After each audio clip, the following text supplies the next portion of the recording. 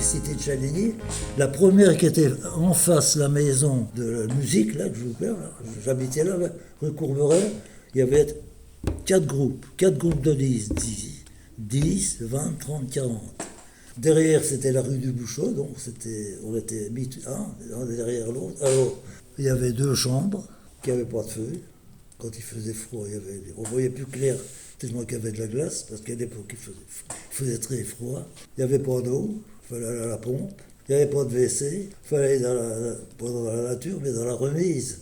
Dans la remise, c'était en troupe, une tinette, c'est ça. C'était la visicité. Et quand on était gosse, qu'on descendait, il n'y avait pas de séparation entre chaque cité.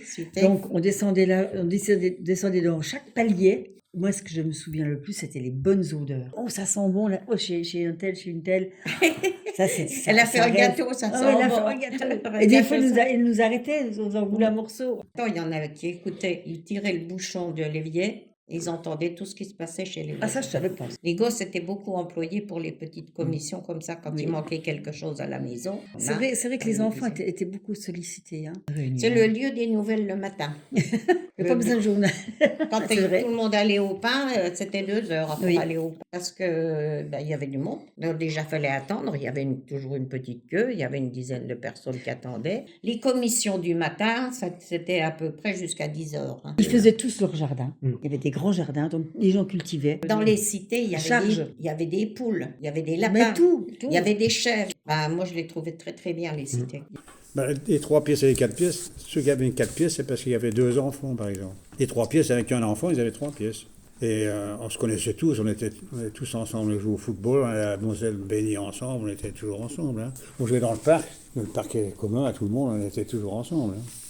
Voilà, mais avec le Mont, c'était la guerre des petits villages. C'est pas vous qui choisissiez alors la maison que vous vouliez, en fait, on vous l'attribuait. On a demandé si on pouvait l'avoir. C'est sur une liste d'attente, puis quand il y en a une qui se libérait, eh bien on prenait en fonction de la liste, à moins qu'il y ait un coup de pouce, elle était attribuée à ce moment-là à quelqu'un. Alors bien sûr, il y avait les ouvriers de base, il y avait les contremaîtres, qui avaient des maisons qui étaient un peu plus sophistiquées, il y avait les cadres, les ingénieurs, c'était pour l'usine, ça. Les cités du Val-Florion, c'était les cités des mineurs. Et à l'époque, nous, on était, je sais pas, j'avais eu 7, 8 ans, 9 ans.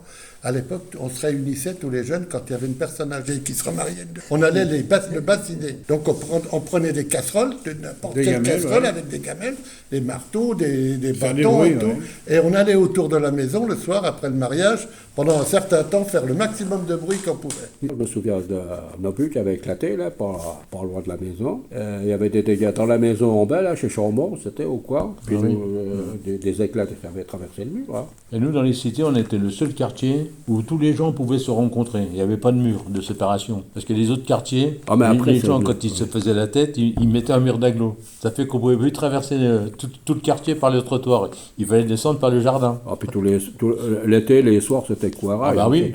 Là, je me rappelle, chez mes parents, tout le monde sortait avec une chaise ou un banc. Et puis ça discutait jusqu'à 11h, minuit, hein, des fois. C'était la seule distraction qu'on avait. Non, ben, c'est sûr, on n'avait pas de télé, on n'avait rien, donc c'était comme ça. Et puis tout au bout du cité, il y avait un ruisseau qui descendait du ruisseau. Là. Ça, c'est le plus beau souvenir. Ah là, c'est le plus beau souvenir. La rue du ruisseau, c'était vraiment le ruisseau. Alors là, il ne fallait pas tomber là-dedans parce qu'on s'enlisait. Hein. Il y avait au moins 70 cm de base. Je me rappelle, le père, une fois, il est revenu de la chasse de Sexé aux Forges. Il était 11h du soir, il était tout droit. La moto, on ne voyait plus que le guide. Oui, il y avait les canards. Il y avait l'élevage de canards. Oui. Avec la brouette, on descendait à la lessive. On avait un lavoir qui était maintenant à la place de il est tombé, là. Alors, il fallait casser la glace des fois pour que la mère elle puisse faire ses draps et tout ça. Tous les jeunes se retrouvaient, quand il y avait de la neige, en face de la cité de la rue du Ruisseau. Il n'y avait pas de maison. Hein. On se retrouvait, on allait jusqu'au petit bois, ce qu'on appelait le petit bois, et on faisait du traîneau, du ci, du ça. On se retrouvait à la baignade, dans la Moselle, le jeudi, quand il n'y avait pas d'école.